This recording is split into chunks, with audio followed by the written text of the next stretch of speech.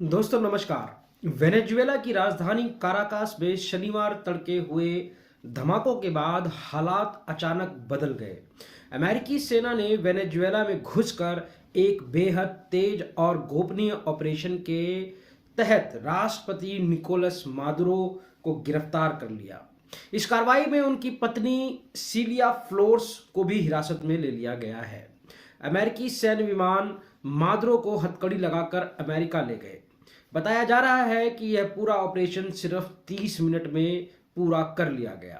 इस मिशन को operation absolute resolve नाम दिया गया था, जिसे 2 जनवरी की रात अंजाम दिया गया।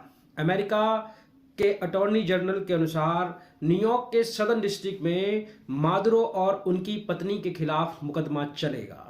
अमेरिकी राष्ट्रपति डोनाल्ड ट्रंप ने कहा है कि अमेरिका तब तक वेनेजुएला को चलाएगा जब तक वहां सत्ता का सुरक्षित, सही और समझदारी भरा बदलाव नहीं हो जाता।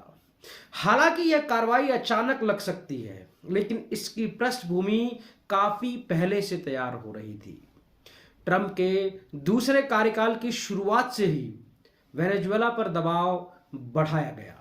मादुरो की गिरफ्तारी पर इनामी राशि दोगुनी की गई और सितंबर से ड्रग्स तस्करी के आरोप में जहाजों पर हमले शुरू हुए।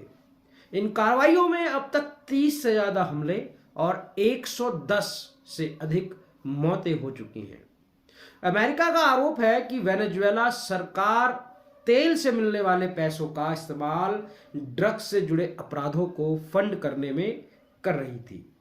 अमेरिकी अटॉर्नी जनरल पामेला बॉन्डी ने बताया कि मादुरो पर नार्को टेररिज्म, कोकीन तस्करी और अमेरिका के खिलाफ हथियारों से जुड़ी साजिशों के गंभीर आरोप लगाए गए हैं। डोनाल्ड ट्रंप ने मादुरो को अवैध तानाशाह बताते हुए कहा कि हमलों से 1 हफ्ते पहले उनसे सरेंडर करने को कहा गया था। फिलहाल मादुरो और उनकी पत्नी न्यूयॉर्क के एक डिटेंशन सेंटर में बंद हैं और सोमवार को कोर्ट में पेश किए जाएंगे। वहीं मादुरो इन सभी आरोपों से इनकार करते रहे हैं। उनका कहना है कि अमेरिका ड्रग्स के खिलाफ युद्ध का बहाना बनाकर उनकी सरकार गिराना चाहता है और वेनेजुएला के विशाल तेल भंडार पर कब्जा करना चाहता है। गौरतलब है कि वेनेजुएला के पास करीब 300 अरब बैरल तेल भंडार है, जो कि दुनिया में सबसे ज्यादा माने जाते हैं। तेल भारी और निकालना मुश्किल होने के बावजूद वेनेजुएला दुनिया का 5वां सबसे बड़ा निर्यातक है। पिछले महीने भी देश से रोजाना लगभग 10 लाख बैरल तेल चीन, दक्षिणी यूरोप और अमेरिका भेजा गया। हालांकि हम ये अच्छी तरह जानते हैं कि अमेरिका की तेल की प्यास कोई नई नहीं है। यही वह लालच है जिसने इराक, लीबिया और अफगानिस्तान जैसे देशों को तबाह कर दिया, उनकी संप्रभुता को रौंद डाला और आम लोगों की जिंदगियों को युद्ध की आग में झोंक दिया। एक संप्रभु राष्ट्र पर सैन्य हमला करके उसके राष्ट्रपति को जबरन उठाकर ले जाना किसी भी अंतर्राष्ट्रीय कानून, नैतिकता या लोकतांत्रिक मूल्यों के हिसाब से सही नहीं ठहराया जा सकता। लेकिन सवाल यही है, अमेरिका को रोकने वाला है कौन?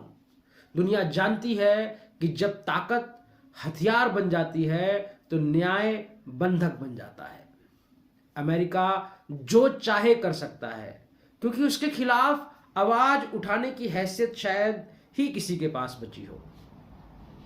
इसलिए कहा जाता है कि सत्ता किसी सनकी और अहंकारी तानाशाह के हाथ में नहीं जानी चाहिए। ऐसे शासक के हाथ में जो अपनी सनक, अपने हित और अपने लालच के लिए पूरी दुनिया को अस्थिर कर दे और करोड़ों लोगों की जिंदगियों को दांव पर लगा दे।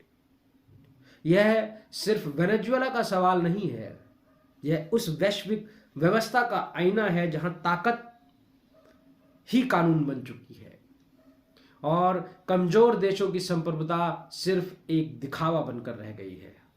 अब दुनिया की नजर इसी पर टिकी है कि इस कार्रवाई के बाद वेनेजुएला की राजनीतिक और वैश्विक ऊर्जा बाजार पर क्या असर पड़ेगा। धन्यवाद दोस्तों, स्वस्थ रहें और मस्त रहें।